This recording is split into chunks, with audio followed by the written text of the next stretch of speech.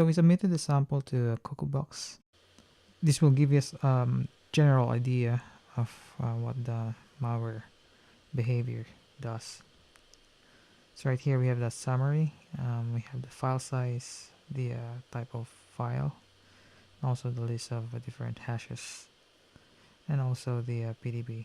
And also we have a score here of the malicious behavior.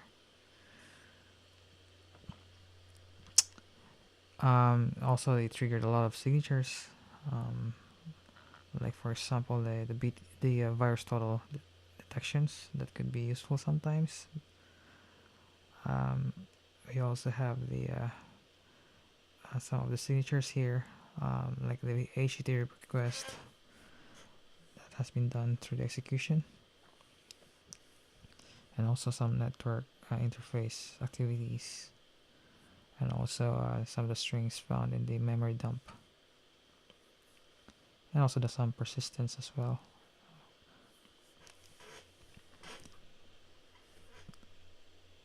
So we proceed to we just check a glimpse of the behavior analysis.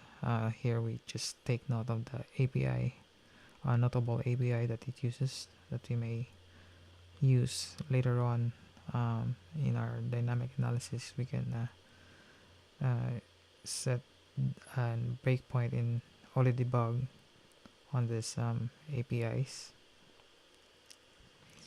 especially those persistence reg open key APIs. And also, for example, this copy file A where it drops the file to a app data folder. There's also a NT open file here where it attempts to open different drive letters. And also here are the network APIs that it uses. Down here there are socket APIs here, the WSA send, which we could use to breakpoint later on when we analyze this malware dynamically in OliDebug.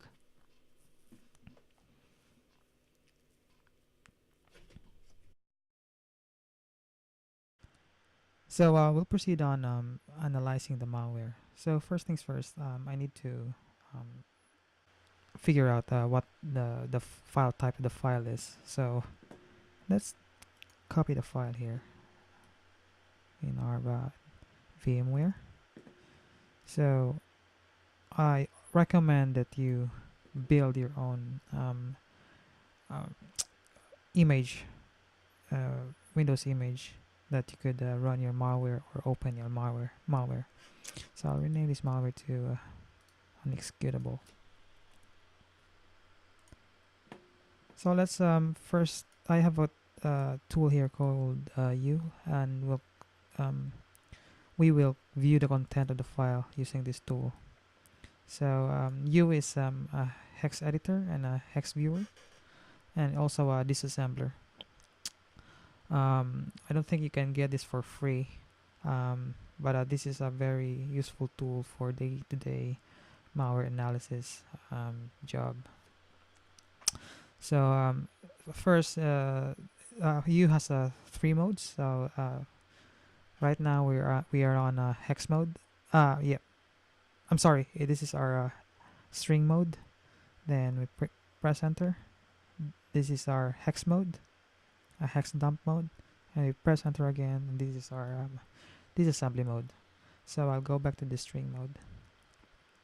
So doing this, I could quickly glance what the file type of this executable is. So this is Windows 32. Let's check first. The shortcut for checking the header of this executable is F8 and sorry, just F8. So we can see here this is a Intel 386 executable.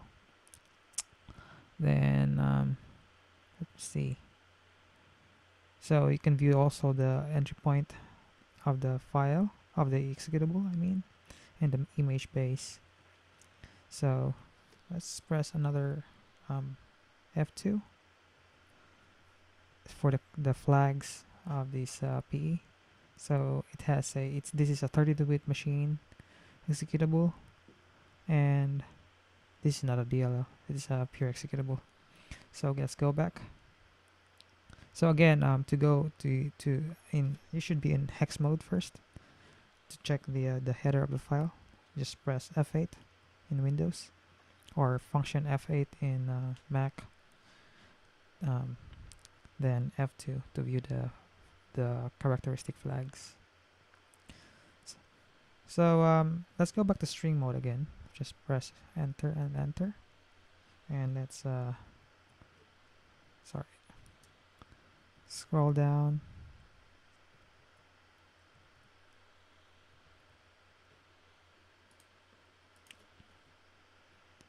So just viewing it, it doesn't seem to be a packed malware. There's a string over here. So the string is what we saw from the cuckoo result. This is the seems to be the persistence um, mechanism. What I mean is the auto run registry where the malware um, would install. Then this is the svc host 10.exe. So this is the file name uh, when the malware is dropped to the infected machine, specifically in the app data folder. And there seems to be a URL here. Let's see what this URL in our in later on in EDAPRO, and also there's a wikipedia.org URL. So this file doesn't seem to be a uh, pack, and also we can see the PDB path here, the debug information. So it seems to be compiled with Visual Studio 2008. So yeah, so this is not packed. Scrolling down, and we can see the import table. See the API that it uses: create file, get file size, find first file, and get drive type A. So get drive type A. This must be a this checks for the removable drive.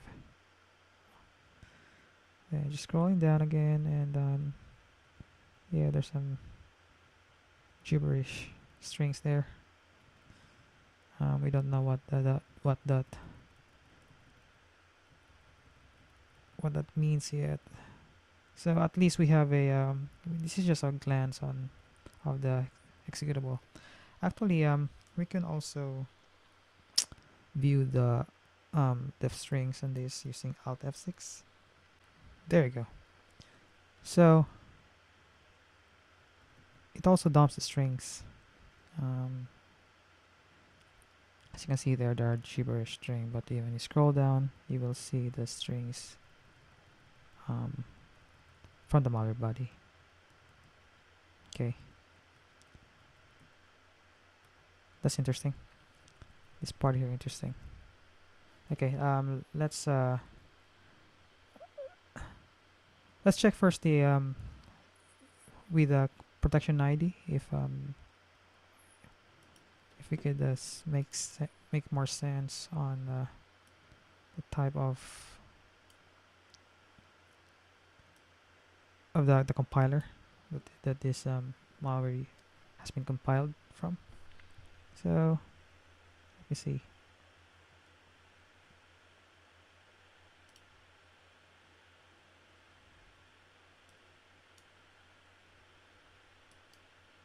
There we go, it's ready. Okay, let's drag and drop the file, and okay, the compiler was detected. It's a positive that it's Visual C++ 9.0 or from Visual Studio 2008, and also the PDB path is there, the debug information, and the file appears to have no protection or is using an unknown protection.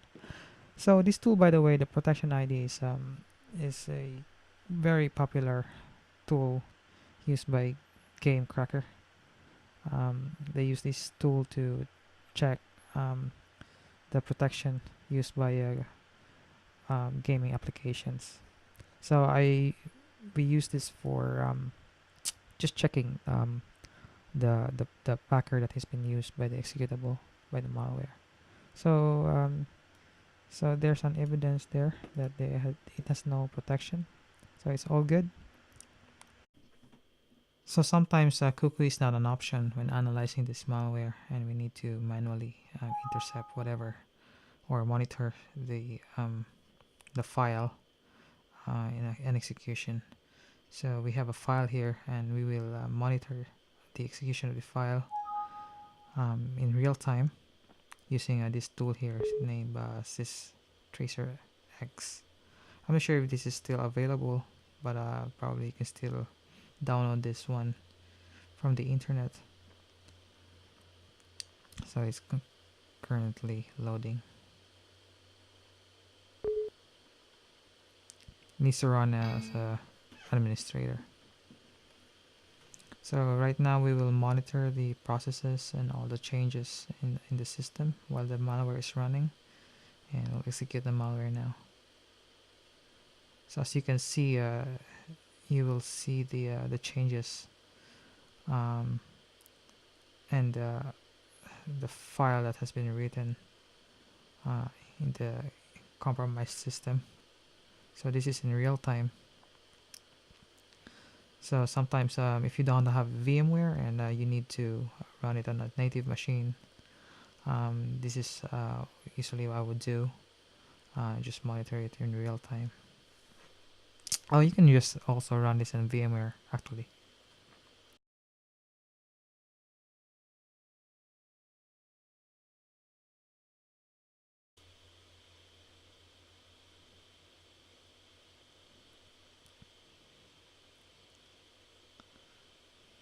Then these are the modified registry during the execution.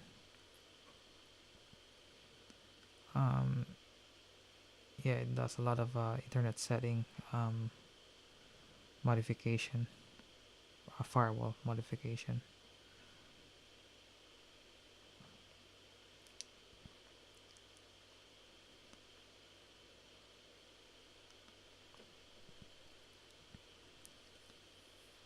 Um, this is also the deleted registry.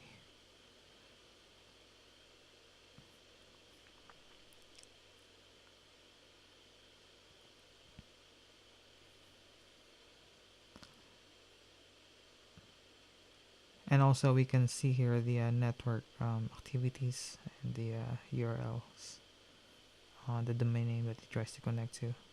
We'll just there are Windows update there that we need to ignore,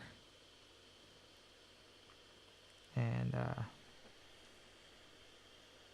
some other processes activity that may not be related to the malware itself might be done by different processes. So that's really it. Uh, and also, of course, file changes.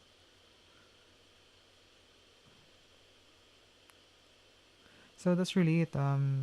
Later on the part 2, we will going to analyze the malware using EDAPRO. We need to decompile the file, the executable file, and also in conjunction with that, we also need to analyze it using debug to run the malware and just to confirm what we see in the decompiled code, decompiled code by EDAPRO.